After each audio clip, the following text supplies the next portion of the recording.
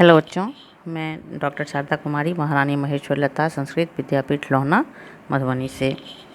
बच्चों, आज हम शास्त्री द्वितीय खंड के लिए आधुनिक भारत में शिक्षा का विकास इस विषय पर चर्चा करेंगे। और आधुनिक भारत में शिक्षा का विकास का तात्पर्य अंग्रेज़ के समय में जो भारत में शिक्षा का विकास हुआ और किस तरह से हुआ उस पर हम चर्चा करेंगे। बच्चों, हम जानते हैं कि किसी भी देश का इतिहास, राजनीति, धर्म और समाज के मार्ग निर्देशन में शिक्षा जो है वो महत्वपूर्ण भूमिका निभाती है और राष्ट्र निर्माण की यह आधारशिला मानी जाती है। देश और समाज का नेतृत्व जो है बुद्धिजीवी वर्ग के लोग ही करते हैं। अतः प्रत्येक सरकार अपने देश के नागरिकों को अच्छी शिक्षा व्यवस्था जो है वो देने का प्रयास करती है। भारत में प्रारंभ में कंपनी शासनकाल में भारतीय शिक्षा के क्षेत्र में शीघ्र जो है वो हस्तक्षेप नहीं किया गया, किंतु कालांतर में भारतीय शिक्षा में परिवर्तन आने लगा और भारत में जो है अंग्रेज़ों ने शिक्षा के क्षेत्र में भी हस्तक्षेप किया और उसमें किस तरह से परिवर्तन हुआ, किस तरह से उनकी सोच थी, इस सब बातों का हम चर्चा करेंगे। भारत में शिक्षा के प्रति रुझान प्राचीन काल से ही देखने को मिलती है। प्राचीन काल में गुरुकुलों में, आश्रमों तथा बौद्ध मठों में शिक्षा ग्रहण करने की व्यवस्था होती थी। तत्कालीन शिक्षा केंद्रों में नालंदा, तक्षशिला एवं वल्लभी की गणना की जाती है, जो प्राचीन काल के शिक्षा के सिरमौरी रहे थे। मध्यकाल में शिक्षा मदरसों में प्रदान की जाती थी।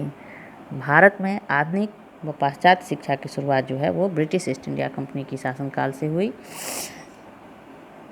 भारत में अंग्रेजी सत्ता स्थापित होने के पूर्व शिक्षा की संतोषप्रद व्यवस्था थी और प्राचीन भारत में समस्त क्षेत्र में शिक्षण संस्थाएं संस्थापित थी। वणिक, किसान, दुकानदार, पुरोहित आदि सब के सब अपनी संतानों को अपने पेशे के अनुकूल जो है वो शिक्षा देने की व्यवस्था करते थे। संस्कृत, धर्मशास्त्र, गणित आदि जो है वो प्राचीन युग के विषय थे। मध्य युग में भी मुसलमानों ने शासन सत्ता कायम करने के बाद शिक्षा की समुचित व्यवस्था की थी और अरबी, फारसी तथा अन्य नए विषयों का जो है पठन पाठन प्रारंभ किया था। सारे देश में गुरुकुल, पाठशालाएं, मदरसे, मकतब आदि कायम थे।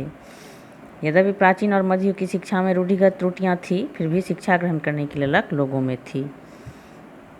स्कूलों, मदरसों आदि के अलावा मस्जिद, मंदिर, गौशाला, बाग बगीचे, मकान के बरामदे आदि भी शिक्षण संस्थाओं के काम करते थे। सर्वप्रथम ईस्ट इंडिया कंपनी के अधीन जो है 1781 ईस्वी में बंगाल के गवर्नर जनरल वारेन हेस्टिंग्स ने फारसी एवं अरबी भाषा के अध्ययन के लिए कलकत्ता में एक मदरसा खुलवाया था। 1791 में ब्रिटिश रेजिडेंट डंकन ने बनारस में एक संस्कृत विद्यालय की स्थापना करवाई। प्राच्य विद्या के क्षेत्र में किए गए ये शुरुआती प्रयास सफल नहीं हो सके। ईसाई मिशनरियों ने कंपनी सरकार के इस प्रयास की आलोचना की और पाश्चात्य साहित्य के विकास पर बल दिया। लॉर्ड वेलेस्ली ने 1800 ईस्वी में गैर सैनिक अधिकारियों की शिक्षा हेतु फोर्ट विलियम कॉलेज की स्थापना की थी। कुछ कारणों से इसे 1802 ईस्वी में बंद कर दिया गया। ये सफल नहीं हो पाया। 1813 ईस्वी के चार्टर एक्ट में सर्वप्रथम भारतीय शिक्षा के प्रचार प्रसार के लिए 1 लाख रुपए की व्यवस्था की गई, जिसको भारत में साहित्य एवं शिक्षा के पुनरुद्धार के लिए दिया गया था। किंतु सरकार जो है वो शिक्षा के प्रगति के प्रति उदासीन ही थी। वो उतना अभिरुचि इसमें नहीं रख रही थी कि भारत की आम जनता तक जो है वो शिक्षा समुचित रूप से पहुंचाई जाए। शिक्षा के संबंध में न तो कोई निश्चित कदम उठाने की बात कही गई और न किसी नई प्रणाली और नए पाठ्यक्रम के संबंध में चार्टर एक्ट में जो है वो चर्चा की गई। एक दशक के बाद जो है वो 1823 ईस्वी में एक सार्वजनिक शिक्षा समिति का निर्माण किया गया, जिसका उद्देश्य 1813 ईस्वी में दी गई रकम की देखरेख करना था। प्रसिद्ध प्राच्य विद्या विशारद होरेस हेपेन विल्सन इसके मंत्री बनाए गए। शिक्षा जो है शिक्षा के प्रचार प्रसार के लिए प्रशंसनीय कार्य करने वाले दूसरे व्यक्ति डेविड हेयर थे। उन्होंने बंगाल में शिक्षा के विकास के लिए व्यक्तिगत कष्ट उठाया। इस कार्य में उन्होंने अपना धन भी लगाया। 1820 ईस्वी में कलकत्ते में बिशप कॉलेज खुला। दूसरी तरफ कलकत्ता में कुछ अंग्रेज जो है और भारतीयों ने संयुक्त रूप से अंग्रेजी शिक्षा के पठन पाठन के लिए शिक्षालय खोलने का यत्न किया। राजा Ram Mohan Roy, David Hare, hide east के प्रयत्नों के फलस्वरूप जो है कलकत्ता में हिंदू कॉलेज की स्थापना हुई। जो कालांतर में प्रेसिडेंसी कॉलेज बन गया। धीरे धीरे हिंदू कॉलेज ने प्रसिद्धि प्राप्त कर ली और 1830 ईस्वी तक इसमें लगभग 400 छात्र जो है वो अध्ययन करने लगे थे।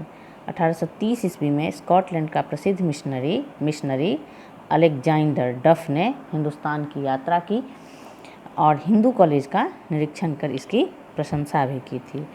तो इस तरह से हम देखते हैं कि कुछ भारतीय और कुछ अंग्रेज़ों के द्वारा जो है भारतीय शिक्षा के क्षेत्र में अभिरुचि ली जाने लगी थी और इसके संदर्भ में सोचा जाने लगा था। लेकिन मुख्य रूप से जो भारतीयों ने और अंग्रेज़ों ने जो अभिरुचि ली भारतीय शिक्षा के क्षेत्र में, तो वो अभिजात वर्गों के लिए थी और पाश्चात्य भाषा में शिक्षा देने से संबंधित कॉलेज और खुलवाए गए और उस दिशा में कदम बढ़ाए गए थे। बच्चों, आज के लिए इतना ही। अब अगले पाठ में हम फिर इससे संबंधित बातों पर चर्चा करेंगे और इस क्रम को आगे बढ़ाएंगे। धन्यवाद।